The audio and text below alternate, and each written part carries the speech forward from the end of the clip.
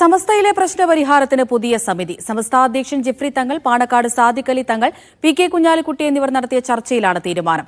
ആഭ്യന്തര തർക്കം 100ാം വാർഷികാഘോഷങ്ങളെ ബാധിക്കാതിരിക്കാൻ കൂടിയാണ് പുതിയ നീക്കം.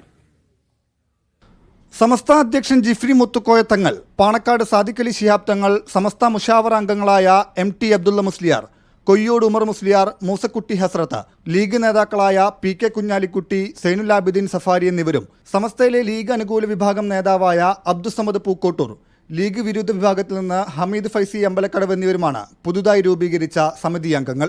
ജിഫ്രി മുത്തുക്കോയ തങ്ങളും സാദിഖ് അലി ശിഹാബ് തങ്ങളും പി.കെ. കുഞ്ഞാലിക്കുട്ടിയും മലപ്പുറത്ത് നടത്തിയ ചർച്ചയിലാണ് സമിതി രൂപീകരിക്കാൻ ധാരണയായത്.